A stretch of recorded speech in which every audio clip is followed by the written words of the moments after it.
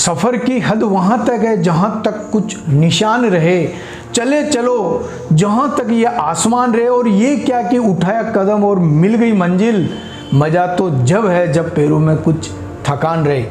नमस्कार दोस्तों, मैं शिव कुमार व्यास व्यासवाणी चैनल में आपका स्वागत करता हूं और मैं लेके आया हूं आज की सबसे जोरदार और ब्रेकिंग न्यूज सभी बेरोजगार भाइयों के लिए।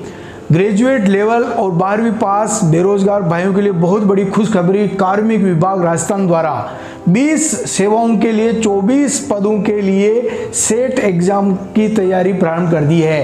कॉमन एलिजिबिलिटी टेस्ट यानी कि समान पात्रता परीक्षा, यानी कि अब सभी अधीनस्थ एवं मंत्रालयिक सेवाओं के गैर तकनीकी पदों के लिए जो भर्ती होगी उसके पहले आपको समान पात्रता परीक्षा देनी होगी। और समान पात्रता परीक्षा में अर्जित अंक के आधार पर ही जो विज्ञापित होने वाले पद हैं उनमें आप मुख्य परीक्षा के लिए पात्र होने वाले हैं। तो साथियों, ये वीडियो पूरा देखें, अंत तक देखें। पूरी समान पात्रता परीक्षा योजना की सारी जानकारी देने का प्रयास करूंगा और बताऊंगा कि ग्रेजुएट लेवल पे कौन कौन से पद है जहां आप अप्लाई कर सकते हैं और 12वीं पास के बाद कौन कौन से पद हैं जिन पर आप अप्लाई कर सकते हैं और समान पात्रता परीक्षा क्या है और किस प्रकार ये होने वाली है।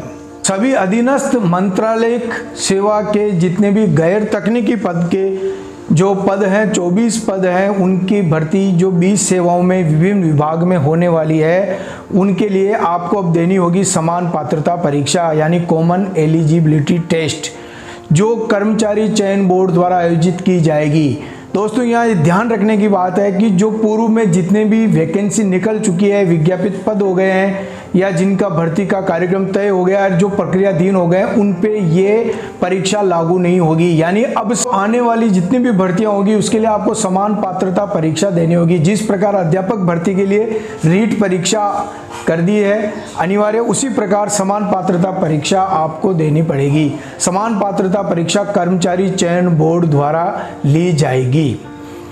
तो राजस्थान में 20 सेवाएं हैं जिनके लिए हम 24 भर्तियों की बात कर रहे हैं और इनमें ग्रेजुएट लेवल की 12 पोस्ट है और सीनियर सेकेंडरी लेवल की 8 सेवाएं शामिल है।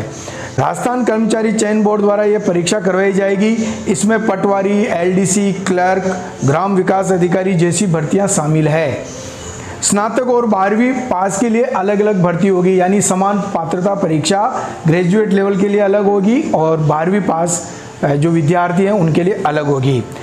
और जो समान पात्रता परीक्षा में जो आप अंक प्राप्त करेंगे इनकी वैधता 3 साल तक रहेगी, यानी कि 3 साल के अंदर जितनी भी 20 विभाग में भर्तियां निकलेगी। हाँ दोस्तों, यदि आपने एक बार सेट में जो प्राप्तांक प्राप्त कर लिया है तो 3 वर्ष तक 20 विभाग में जो भी भर्तियां निकलेगी उसके लिए आपको उसकी मुख्य परीक्षा देनी पड़ेगी और ये 3 साल तक वैधता रहेगी।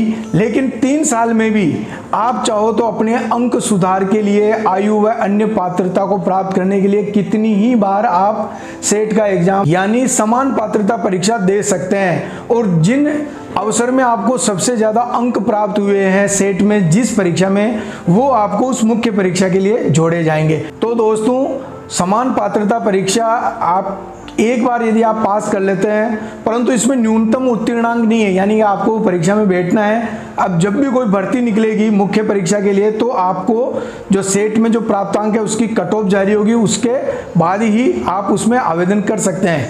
तात्पर्य ये है कि इसमें जो भर्तियों में जो भीड़ इकट्ठी हो जाती है, 12वीं पास और ग्रेजुएट लेवल की जो भीड़ आ जाती है वो उसकी छटनी हो जाएगी। दोस्तों, देखने जा रहे हैं ग्रेजुएट लेवल के 12 कौन कौन से पद हैं जिनके लिए ये भर्ती होने वाली है, यानी कॉमन एलिजिबिलिटी टेस्ट आप एक बार देने के बाद उसके लिए आप पात्र हो जाएंगे 3 साल के लिए। तो अभी तक आपने यदि इस चैनल को सब्सक्राइब नहीं किया है तो आप इससे संबंधित जितनी भी अपडेट है जानकारी प्राप्त करने के लिए इस चैनल को जरूर सब्सक्राइब कर दें, बेल आइकॉन पे आप प्रेस कर दें। तो ग्रेजुएट लेवल स्नातक लेवल के लिए जो 12 सेवाओं के जो 16 पद है उनमें पहला है पटवारी, यानी पटवारी परीक्षा। राजस्व विभाग द्वारा जो पटवारी परीक्षा है उसके लिए आपको ग्रेजुएट होना चाहिए, लेकिन पटवारी का मेन एग्जाम देने से पहले आपको ये सेट क्लियर करना पड़ेगा। हॉस्टल अधीक्षक ग्रेड 2 दूसरी भर्ती है। तीसरी भर्ती ग्राम विकास अधिकारी जो पंचायती राज विभाग द्वारा जारी की जाती है, लेकिन इन सब की एजेंसियां अलग अलग होगी, लेकिन उसके लिए आपको समान पात्रता परीक्षा में जो अंक है वो अर्जित करने पड़ेंगे। चौथी पोस्ट है डिप्टी जेलर, पांचवी पोस्ट है असिस्टेंट जेलर और छठी पोस्ट है ग्रामीण विकास विभाग में कोऑर्डिनेटर ट्रेनिंग की पोस्ट है। और अगली जो पोस्ट है वो कोऑर्डिनेटर सुपरविजन। फिर इसके बाद में है सुपरवाइजर, आठवीं पोस्ट है सुपरवाइजर जो बाल विकास विभाग में ग्रेजुएट लेवल के बाद निकलती है। इसके बाद में वापस सुपरवाइजर, नवी पोस्ट जो महिला अधिकारिता विभाग में सुपरवाइजर की पोस्ट निकलती है। इसके बाद में डिस्ट्रिक्ट इंडस्ट्रीज ऑफिसर, इसकी भी जो ग्रेजुएट लेवल के बाद में वैकेंसी निकलती है, उसके लिए भी आपको सेट क्लियर करना अनिवार्य है। फिर अगली पोस्ट है मैनेजर इंडस्ट्रियल इस्टेट और अगली पोस्ट है इंडस्ट्रीज इंस्पेक्टर और अगली पोस्ट है टैक्स असिस्टेंट और अगली पोस्ट है राजस्व विभाग में टीआरए की जो पोस्ट है वो ग्रेजुएट लेवल के बाद होती है।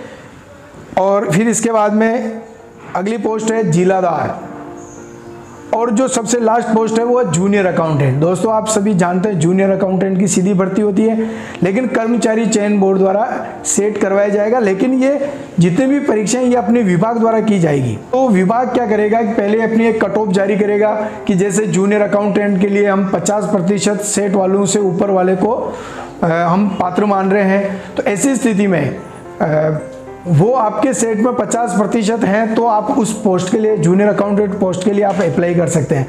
तो इससे ये फायदा ये होगा कि जिनके सेट में कम नंबर या कट ऑफ मार्क्स में नहीं आ रहे हैं तो वो इसके लिए आवेदन नहीं कर पाएंगे। तो इसकी जो है भीड़ है वो खत्म होने वाली है बेरोजगारों के लिए और जो योग्यतम है उसको अवसर मिलने वाला है। और अब हम देखने जा रहे हैं 12वीं कक्षा के बाद के जो पद हैं, 8 सेवाएं हैं और 8 पोस्ट है जिनके लिए भर्ती होती है।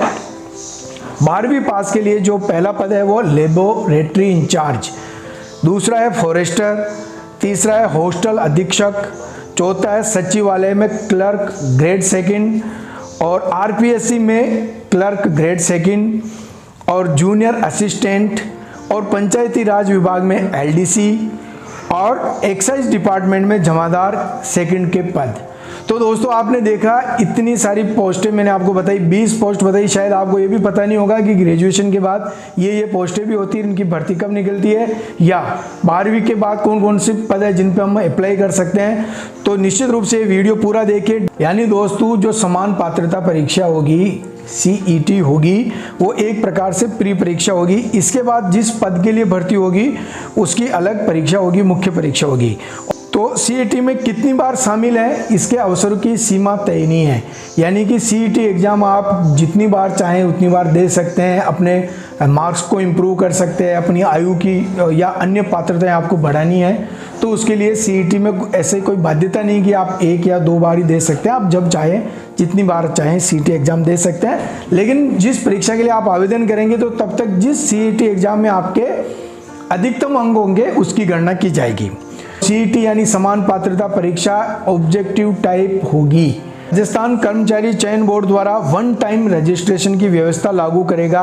यानी इस परीक्षा से संबंधित होने वाली भर्तियों के लिए आपको बार बार आवेदन नहीं करना पड़ेगा। लेकिन दोस्तों याद रखना कि CET के जो आपके मार्क्स हैं ये मुख्य परीक्षा के अंतिम चयन में नहीं जुड़ेंगे।